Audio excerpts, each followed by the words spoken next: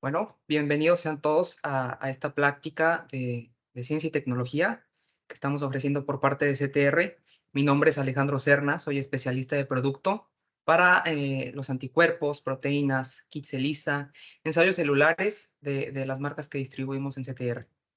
En esta plática, titulada Producción y elección de anticuerpos, vamos a hablar principalmente de qué son los anticuerpos, cómo se producen y finalmente todo esto que hablemos al inicio lo vamos a tomar como base para saber qué anticuerpos vamos a elegir para nuestros proyectos de investigación o para las técnicas que hacemos en los laboratorios. ¿Ok? Sin más, bueno, voy a comenzar.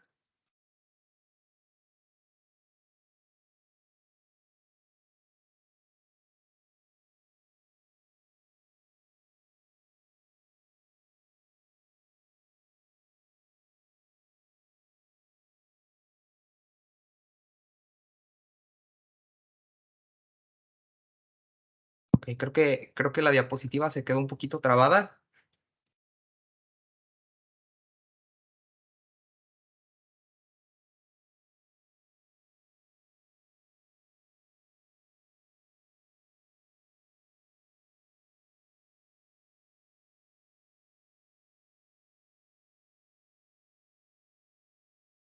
Listo.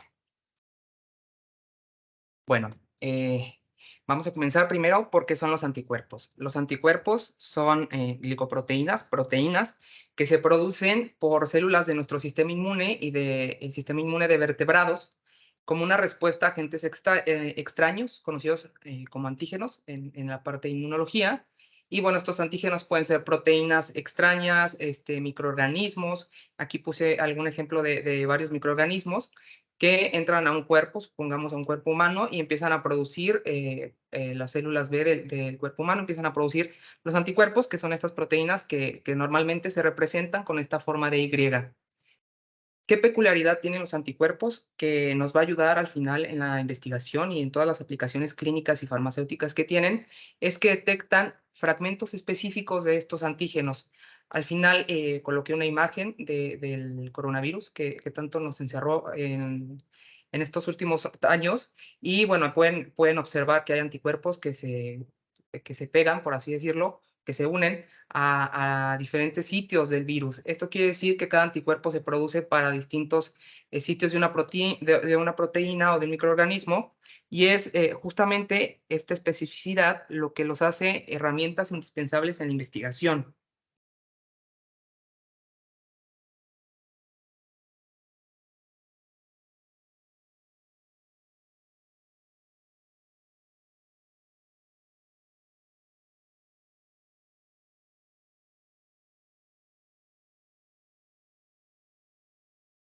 Listo.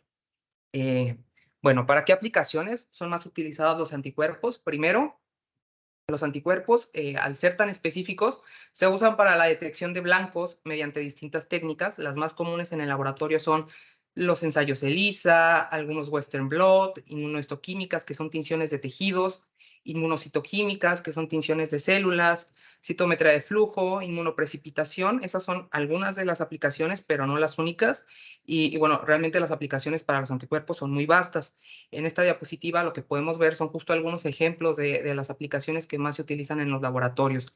Si alguno de ustedes ya se encuentra trabajando en algún laboratorio o va a trabajar con alguna de estas técnicas, bueno, pronto van a estar familiarizados con estas imágenes.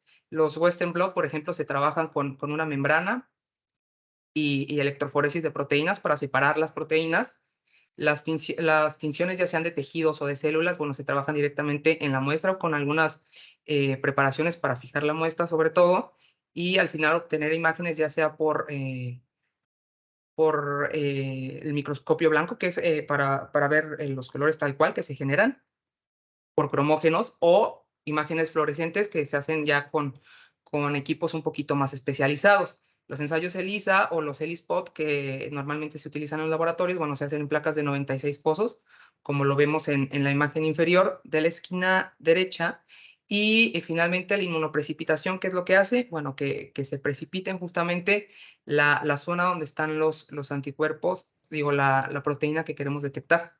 Para eso utilizamos los anticuerpos en la inmunoprecipitación. ¿Cómo es que se producen los anticuerpos? Bueno, hay distintos tipos de anticuerpos y aquí vamos a empezar a hablar un poquito de ellos.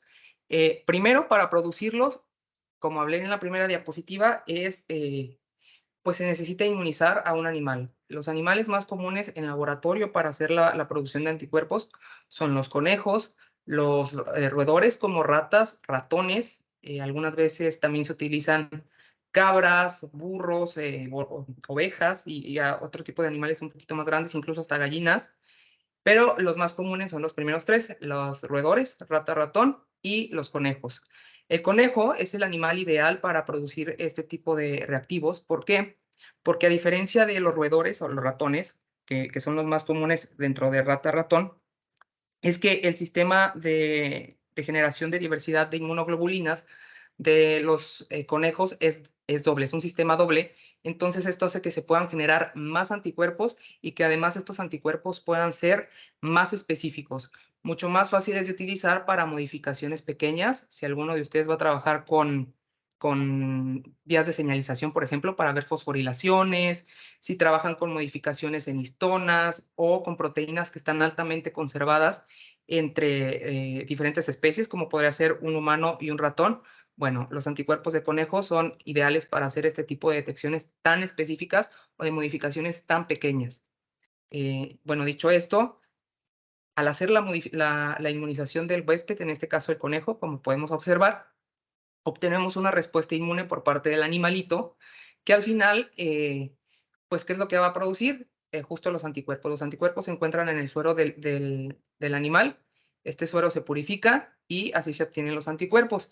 Justo en la línea superior o en la parte superior de la línea punteada, vemos que ahí dice anticuerpos policlonales. Es porque estos anticuerpos que están representados de distintos colores son anticuerpos que se generaron todos para la misma proteína que se inyectó al conejito, pero que no detectan la misma parte de la proteína. Son anticuerpos que detectan muchas partes de la proteína y pues es lo que caracteriza a los anticuerpos policlonales. Es por eso que pueden observar que hay anticuerpos de distintos colores. Si trabajan con este tipo de reactivos o si van a trabajar con este tipo de reactivos también, bueno, van a observar que luego hay una palabra que se usa comúnmente como monoclonal. Monoclonal se refiere a que son solo una clona de anticuerpos, un tipo de anticuerpos que va a detectar la misma parte de la proteína o del blanco que queramos detectar. Por ejemplo, en este bonchecito de anticuerpos policlonales que obtuvimos del conejo en la diapositiva, vemos tres colores. Es porque ahí hay tres clonas de anticuerpos distintas para una parte diferente de la proteína. Una vez que se ha detectado una clona específica, lo que se hace para seguir produciendo la misma clona es hacer una hibridación o una inmortalización de este linfocito B que produce esta clona específica con células normalmente cancerígenas, que son las células que están inmortalizadas, y a partir de esta hibridación, lo que se hace es hacer una producción en cultivo celular o utilizando más animales para tener una producción más homogénea de los anticuerpos monoclonales. Es por eso que al final en anticuerpos monoclonales solo vamos a observar anticuerpos de color azul, porque al final fue la clona que se fue cultivando, que se inmortalizó y fue la clona que al final se produjo en mayor volumen. Otro tipo de anticuerpos, que ahora ya verán las ventajas que tienen, son los anticuerpos monoclonales recombinantes. Como los anticuerpos monoclonales, bueno, estos también detectan el mismo sitio de la proteína, es en la misma clona, siempre vamos a detectar el mismo lugar, pero a diferencia de los monoclonales que se producen en el hibridoma, en esta fusión que se hizo entre el linfocito B y la célula inmortalizada, los monoclonales recombinantes pasan por técnicas de ingeniería genética, técnicas de biología molecular para obtener justamente el ADN que va a hacer que se produzcan estos anticuerpos, el ADN que codifica para esta clona en específico. Y este ADN, una ventaja que ofrece es que se puede almacenar por más tiempo y nos va a permitir en células transformadas, en células recombinantes, producir finalmente los anticuerpos, ¿no?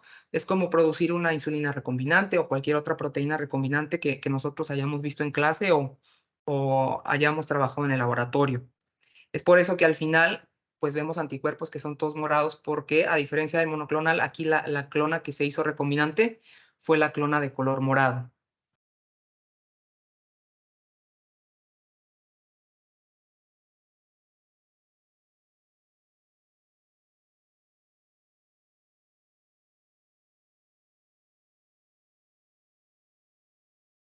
Y solo esperamos a que responda un poco la diapositiva.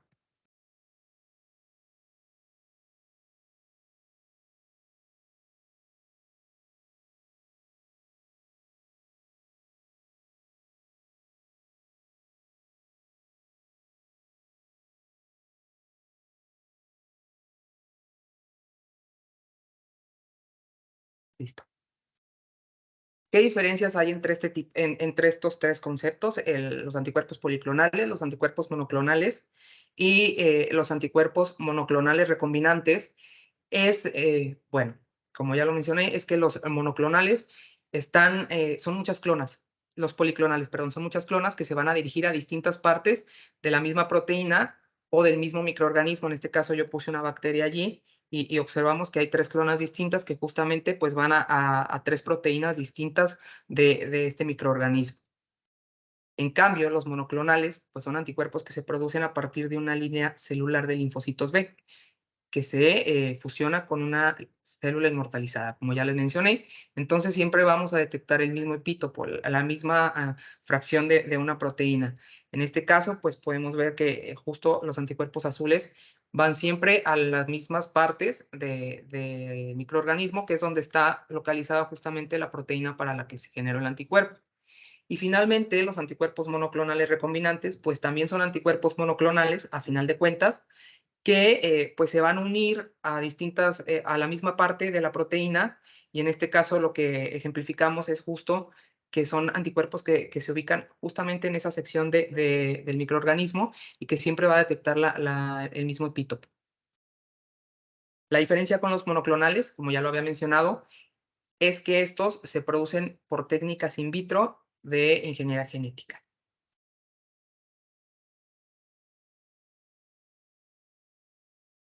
Muy bien, ¿cuáles son las ventajas que ofrecen estos distintos tipos de anticuerpos y cómo nosotros vamos a elegir si usar un policlonal, usar un monoclonal o irnos por un recombinante? Bueno, primero es, son estas 5 cosas, 6 que voy a mencionar, la variedad de anticuerpos, ¿no? Los anticuerpos policlonales pues generan más variedad de anticuerpos porque son muchos anticuerpos que se generan para el mismo antígeno, para la misma proteína o para el mismo microorganismo. Y a diferencia de estos, de los policlonales, pues los monoclonales y los monoclonales recombinantes no tienen variedad de anticuerpos. Realmente solo una clona es solo un tipo de anticuerpo que vamos a estar utilizando. La variabilidad lote a lote. Esto es muy importante cuando trabajamos en técnicas que estandarizamos en los anticuerpos, en nuestros laboratorios, perdón, y que nos puede ahorrar mucho trabajo al final de cuentas. ¿Por qué? Porque los policlonales detectan, al detectar más partes de la proteína, pues hay más variabilidad lote a lote. ¿Por qué? Porque se tienen que producir cada que se acaba el suero de un animalito. Es decir, si el fabricante, no sé, produjo un anticuerpo policlonal en un conejo y el lote se le terminó, el suero que obtuvo de ese conejo se le terminó, se tiene que volver a inmunizar otro conejo con la misma proteína, con el mismo blanco, y al final el otro lote pues va a ser otro tipo de anticuerpos que no sabemos si van a ser los mismos anticuerpos que estaban en el primer lote. Es por eso que los policlonales presentan más variabilidad lote a lote, a diferencia de los monoclonales y los monoclonales recombinantes, que al detectar siempre el mismo fragmento, pues no va a haber tanta variabilidad.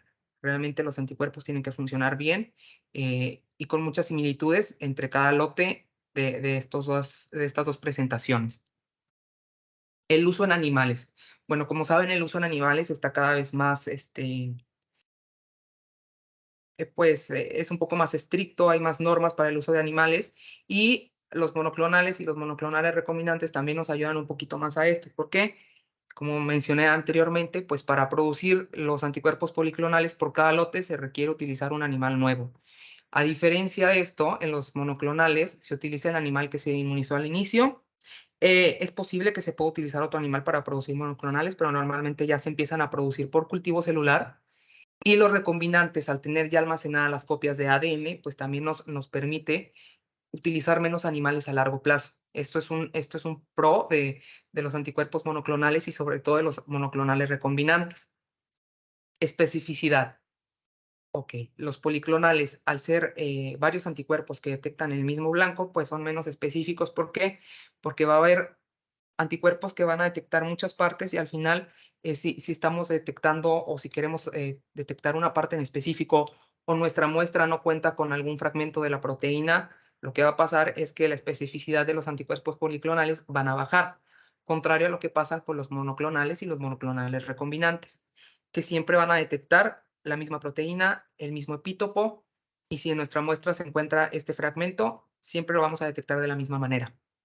En afinidad, bueno, al ser más clonas de anticuerpos en los policlonales, sí es un poquito más afín, pero en los monoclonales no representa como un contra como tal. En realidad siempre se puede trabajar mientras mantengamos la especificidad y sobre todo el siguiente punto, la reproducibilidad. ¿Por qué?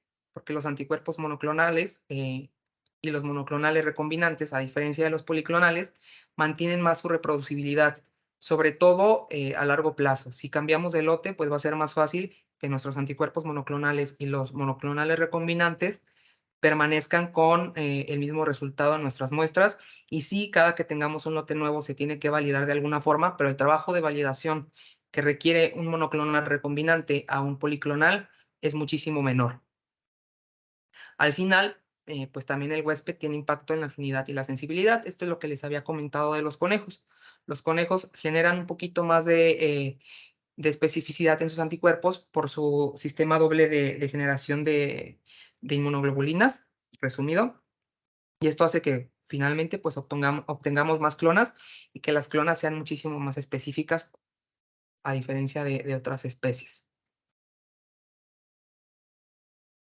Ok, aquí es donde nosotros nos empezamos a fijar qué es lo que tenemos que tomar en cuenta al momento de adquirir un anticuerpo o de elegir un anticuerpo para nuestro trabajo. Primero es ver las validaciones que hacen los fabricantes. Las más comunes y las que siempre vemos como en las hojas de datos de los anticuerpos o en las páginas del catálogo en específico es pues que los fabricantes validan para especies y para técnicas específicas.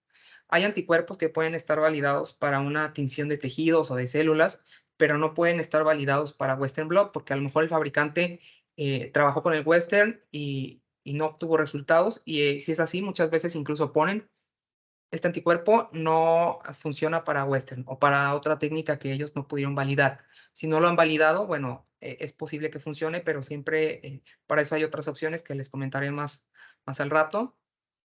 Y bueno, siempre es fijarnos que el catálogo que vamos a adquirir esté validado para la especie que trabajamos y para la técnica que vamos a desarrollar en el laboratorio. Eso es lo más importante. Y eso es lo que validan los fabricantes. Normalmente también se usan controles positivos y negativos. Y bueno, para esto les voy a platicar un poquito más al rato lo que los fabricantes hacen, pero es muy interesante. También se optimizan las diluciones y las condiciones de cada ensayo. Para cada técnica, los fabricantes validan cuál es la dilución adecuada que al final se presenta en la hoja de datos del anticuerpo, del catálogo específico, pero siempre esto también se tiene que validar porque los métodos que utilizan, los protocolos que se utilizan en los laboratorios de los fabricantes pueden variar un poco al que nosotros usamos en nuestro laboratorio y a lo mejor no utilizamos el mismo tipo de reactivos o hacemos variaciones en la técnica. Entonces siempre los fabricantes nos dan una dilución base, que es de la que nosotros vamos a partir, ya sea diluciones un poquito más arriba, diluciones un poquito más abajo, pero son las diluciones que vamos a considerar para validar nuestros protocolos en los laboratorios. Otra cosa que valida el fabricante es que el resultado sea reproducible, y esto es para todos los lotes, aún sean lotes de anticuerpos monoclonales recombinantes. Entonces, esto siempre se tiene que hacer, que los resultados sean reproducibles, porque al final el fabricante está garantizando que el anticuerpo va a funcionar para lo que dice allí.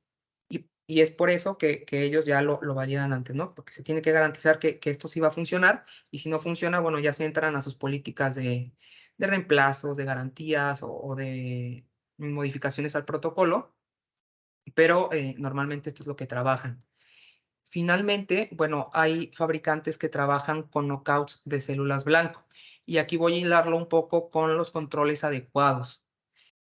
Los controles negativos pueden ser células o tejidos que no expresen el blanco que queremos detectar, la proteína que queremos detectar, pero a veces hay proteínas que se encuentran básicamente en todos lados y es un poquito difícil encontrar un control negativo adecuado.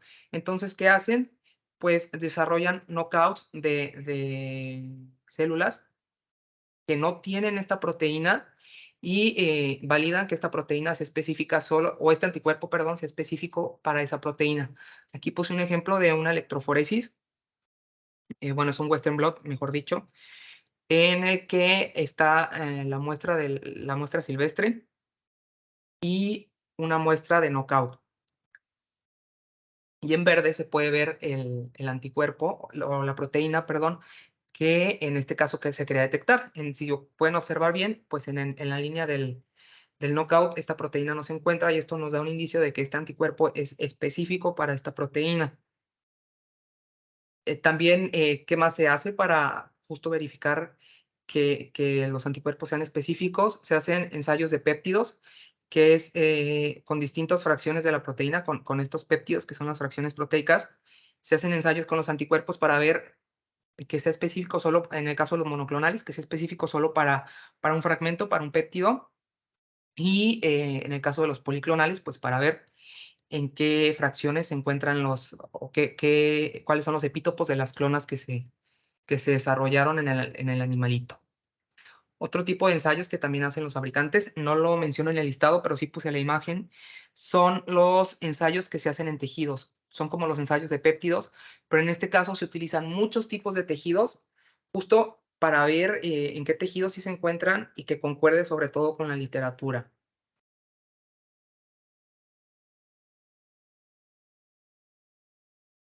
Al final, bueno, los anticuerpos tienen que ser validados por parte de los usuarios, por parte de las personas que trabajamos en los laboratorios. Y estas son algunas comparativas que se aconsejan para una validación dentro de un laboratorio. Primero, bueno, es verificar que el fabricante lo haya validado con todo lo mencionado en la diapositiva anterior. Segundo, es si el fabricante no lo ha validado o se va a trabajar con una especie distinta o con una técnica distinta a la que está validada el anticuerpo. Bueno, se recomienda trabajar con muestras de knockout o knockdown, que son muestras que tienen una disminución de la expresión o que carecen de la expresión de nuestra proteína. Para esto, bueno, sí, yo sé que en los laboratorios a veces es un poco complicado generar las líneas celulares que no tienen la proteína, pero sí hay marcas que ya venden lisados celulares justo de estos knockouts. Son lisados de las células que ya no tienen la proteína y que entonces nos pueden servir como un control para verificar y validar el funcionamiento de nuestros anticuerpos. También es necesario contar con controles positivos y negativos adecuados. Esto se obtiene en la literatura, ver cuáles son, por ejemplo, si es tejido, ver cuál es el tejido en el que más se expresa la proteína que vamos a detectar, o cuáles son los tejidos que carecen de esta expresión, o si no hay un tejido que carezca o que no tenga una disminución en comparación con los otros tejidos de la expresión de esta proteína, bueno, irnos por un knockout, ¿no?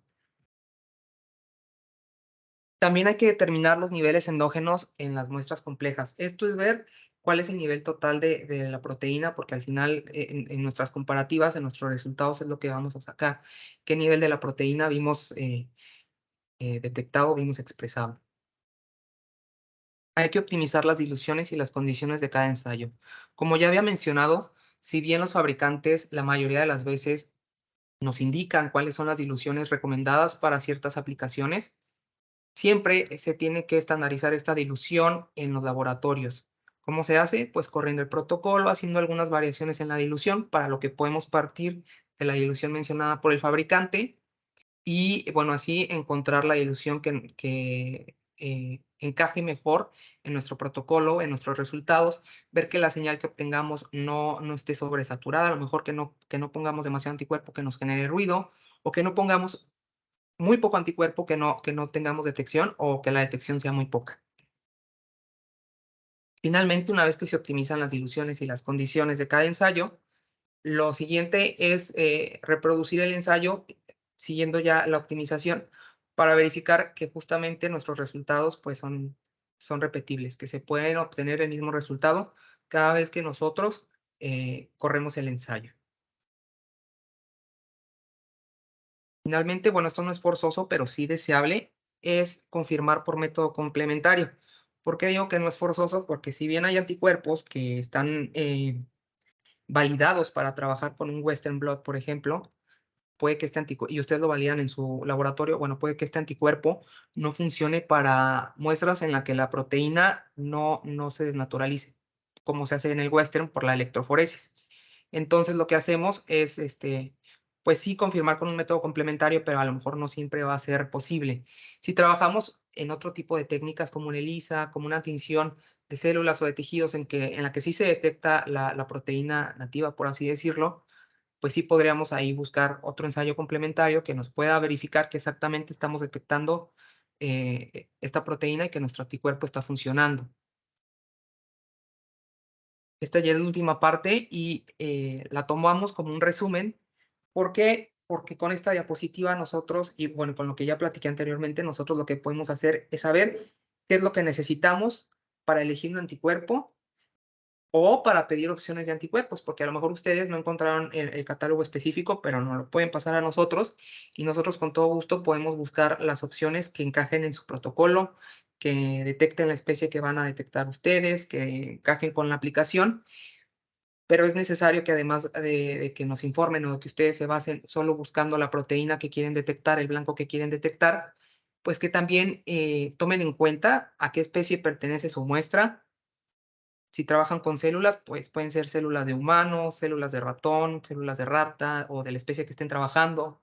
Si van a trabajar con tejido, es recomendable mencionar también el tipo de tejido, a lo mejor es pulmón de rata o otro tipo de tejidos de otra especie, eso también es recomendable. Siempre mencionar, aparte de la especie, para qué aplicación.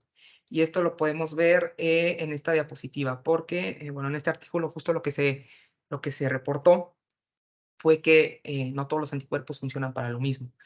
Algunos pueden tener reactividad cruzada, que se pueden detectar la misma proteína en distintas especies y esto nos puede ayudar en distintos protocolos, pero no siempre es deseable. Puede que nosotros solo queramos detectar la proteína de ese organismo específico. La variabilidad, sobre todo con los anticuerpos policlonales, y la aplicación incorrecta. Aquí ya se puede ver una proteína desnaturalizada y una proteína que se encuentra en estado nativo. Hay anticuerpos que bien pueden funcionar para las dos aplicaciones, para un Western o para otro tipo de aplicaciones en la que la proteína se encuentra en estado nativo, pero hay anticuerpos que no. En este caso, el anticuerpo morado, pues se ve que funciona para la proteína nativa y el azul no, y viceversa, ¿no? El azul sí detecta la proteína desnaturalizada, pero el morado o el rosado no. Entonces siempre pues es bueno saber para qué aplicación se requiere o si no es una aplicación que esté reportada, bueno, buscar una aplicación parecida porque esto nos puede dar un indicio de que el anticuerpo pueda funcionar. Si ustedes para ciertas aplicaciones requieren anticuerpos, ya sea de conejo o de ratón forzosamente, bueno, también es deseable que mencionen a la especie en la que se produjo el anticuerpo, la especie deseable. Si requieren anticuerpos que estén conjugados, esto pasa mucho con los anticuerpos secundarios, pues siempre mencionar a qué necesitan que se esté conjugado el anticuerpo y, por ejemplo, en los primarios también nos ayuda porque justo con una de las ventajas que tienen los anticuerpos recombinantes de conejo es que al tener tanta especificidad se pueden utilizar para tinciones múltiplex o para detecciones múltiples de distintas proteínas en la misma muestra. Y esto se puede hacer conjugando o comprando anticuerpos primarios conjugados a distintos fluoróforos. Este es uno de los ejemplos en los que nosotros necesitaríamos pues, mencionar a qué conjugación se necesita que esté el anticuerpo que pedimos. Si se van a trabajar, como ya había mencionado, con vías de señalización, con modificaciones de histonas, con proteínas altamente conservadas, pues también es deseable que nos indiquen qué modificaciones, ¿no? A lo mejor necesitan que una proteína que esté en cierta vía esté fosforilada en cierto aminoácido, que tenga esta modificación. Bueno, es necesario buscar un anticuerpo que detecte justamente esa parte de la proteína cuando está en ese estado. Clonalidad, bueno, si requieren ya sea monoclonal, policlonal, o si ya saben qué clona van a utilizar porque ustedes han utilizado esa clona a lo mejor con otra marca y la marca ya no la produce más. Bueno, muchas veces las clonas se encuentran en distintas marcas y nosotros también podemos buscar la alternativa y pues al final el tipo de muestra. Estas son las principales características que se necesitan a la hora de elegir un anticuerpo y no nos quedamos aquí porque yo sé que que a veces en los laboratorios no se trabaja solo con ratón, con rata o con muestras de origen humano, sino que se trabaja con otro tipo de especies, bien sea un cuyo, un tipo de otro tipo de roedor, que no sea una rata o un ratón, o que se trabaja con un reptil o con un tipo de pez. Bueno, eh, si no hay anticuerpos que se encuentren validados para la especie para la que van a trabajar o para la aplicación que van a desarrollar en su laboratorio, hay ciertos proveedores que emiten como recompensas para utilizar estos anticuerpos. Siempre es necesario que esto se informe antes a la hora de cotizar.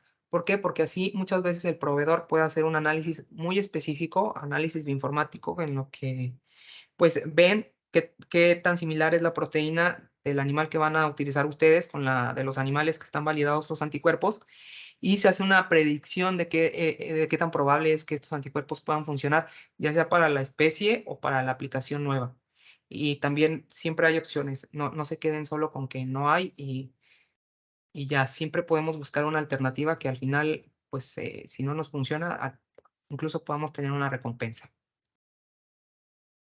Por mi parte, es todo. Esta es la parte ya como de preguntas. Si alguien quiere saber algo más, si tienen una duda muy específica que no sepa responder en este momento de una aplicación a lo mejor ya muy detallada, bueno, también está mi contacto, me pueden escribir.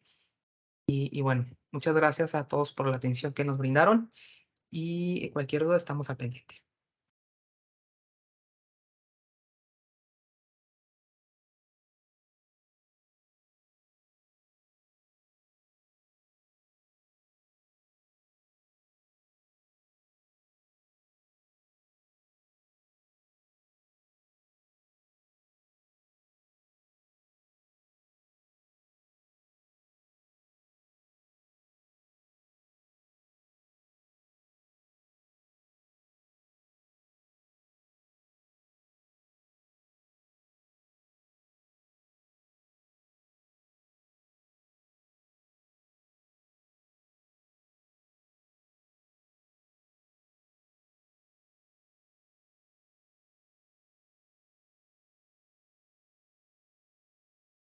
Vamos a revisar el chat.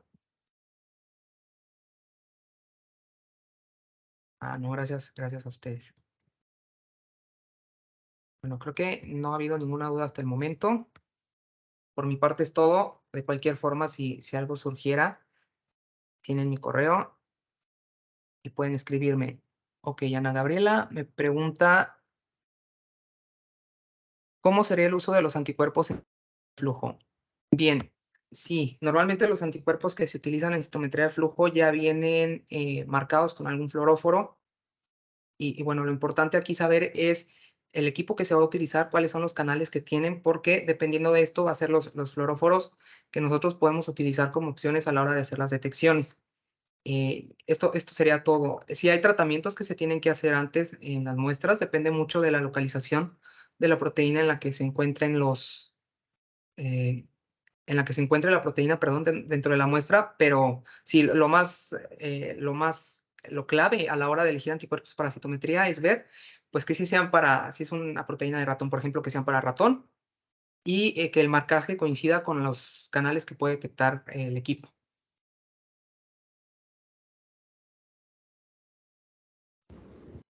Si tienen alguna duda, no duden en compartirla, por favor. Y Ahorita hay que aprovechar a nuestro especialista.